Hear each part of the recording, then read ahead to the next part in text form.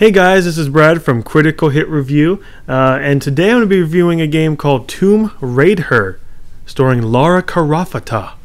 Yeah, it's Tomb Raider, guys. This game came out a week ago. I just haven't had time to get to it, so I'm going to be reviewing that today. I would just like to thank the people of Game Trailers and YouTube so far. Have been very nice, have given me a couple good comments on my last God of War review, so that's definitely boosting my ego on this, so it's definitely helping. So let's get to the review, just so you can stop listening to me talking about my love for the people of Game Trailers.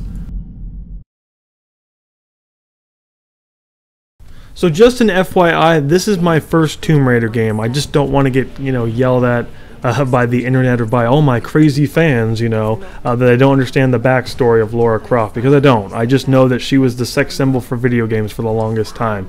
But anyways, the story of Tomb Raider, as you may have guessed, stars Lara Croft on her first expedition. Thankfully, this is not a game where you're just stuck on a boat with no catastrophe making it possible for her ship to be completely destroyed and Lara and the crew of the Endurance to be stranded on an island inhabited by crazy cult people who have been on this island way longer than you and are crazy, like I said.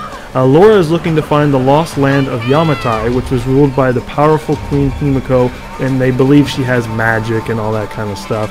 Lara is forced to confront these islanders in brutal combat to survive, and she has to find out why this island's mysterious weather patterns have made it impossible for people to come rescue her and impossible for her and her crew to leave. I'm giving the story of Tomb Raider just an 8 on the basis that this game is a reboot, and we definitely know that it's playing it safe. This new team this is their first game making a full-length Lara game, but it's not bad. It's definitely an okay story. It starts slow, but once it kicks up, I'm definitely really interested. It's almost as good as something like Uncharted. I will say, though, that the cast of this game is probably the most forgettable cast I have ever run into. Lara is the only person that I wanted to survive in this game, and I did not care what happened to her people, or her friends, or crew, or whatever.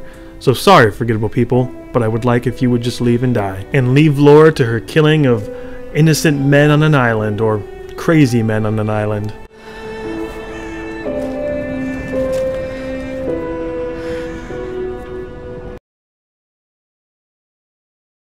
So if you've played any game with shooting and climbing, like an Uncharted, then you've played something like this new Tomb Raider. The game starts off, you have nothing to defend yourself, but as soon as you get the bow, you become god of this island. And your arsenal is pretty much the standard stuff: handguns, rifles, shotguns, all that kind of stuff. All of these weapons can be upgraded at your campfire with these parts that you just seem to find on this island. It's like these guys were wandering around going, yeah, should we leave this giant crate full of shotgun parts here? And the guy's like, yeah, she needs to upgrade her shotgun later, so we should do that. The majority of the game, you travel by rope lines or using by climbing walls with your pickaxe. And what would a Tomb Raider game be without some raiding of tombs? But this part is really, really lackluster. Sadly, the tombs aren't very interesting. The puzzles are very simple. You find a giant chest expecting to find, like billions of dollars or, lost magical items, but nope, you just got some XP, which is not really that great. So I'm going to give gameplay the same as story, which is an 8.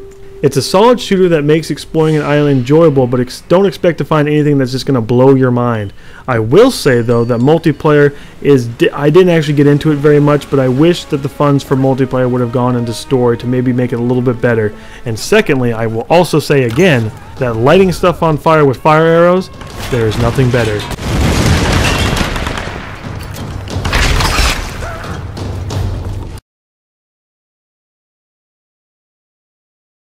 Atmosphere in Tomb Raider is really where this game starts to shine.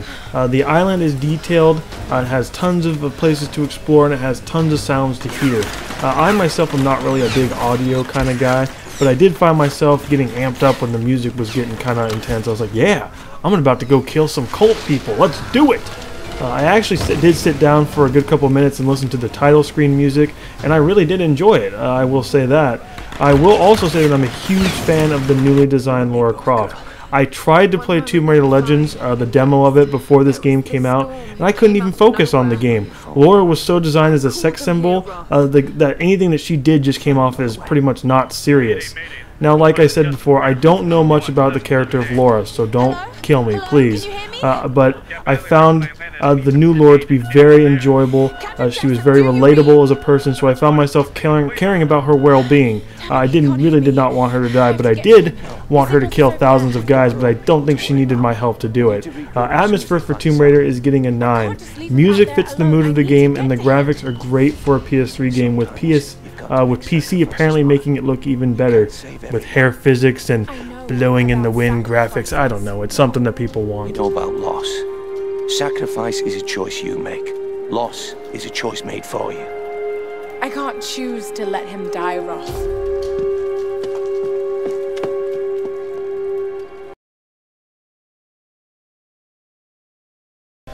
The conclusion of the video, where I get to tell you things you've already heard, and I get to declare my final judgment on a game which could make this game do amazingly well, or banish it to the bargain bids of GameStop all over the world. Yeah, I take myself a little too seriously on this stuff. But I'm going to go ahead and just say it. I enjoyed the new Tomb Raider game. Besides the lame side characters who I wish were dead, which some of them do die, the throwaway multiplayer, and not as much tomb raiding as implied in the title, the new reboot of Tomb Raider has the makings of a great new start to this franchise. I'm going to give Tomb Raider an 8.3 out of 10. Now for me, I love the Uncharted series, and it's very obvious they are taking cues from it. If Tomb Raider continues down this path, then I will definitely be on board the next boat that crashes and winds up on another crazy island with Miss Lara Croft. I'll just come out and say it again. I love Lara Croft. Well, let's be specific, the new Lara Croft. Keep the new series going this way, and Crystal Dynamics, you can have my money. You can just take it.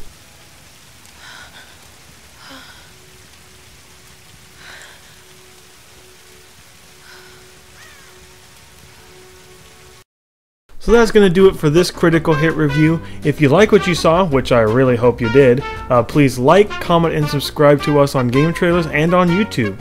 Search Critical Hit Review on YouTube and B-Man909 on Game Trailers. In 2 weeks, my partner and buddy Cameron are going to SakuraCon, an anime convention in Washington. We plan to record the panels we go to, and we hope to do an actual review of the convention because we're nerds. That's just what we do.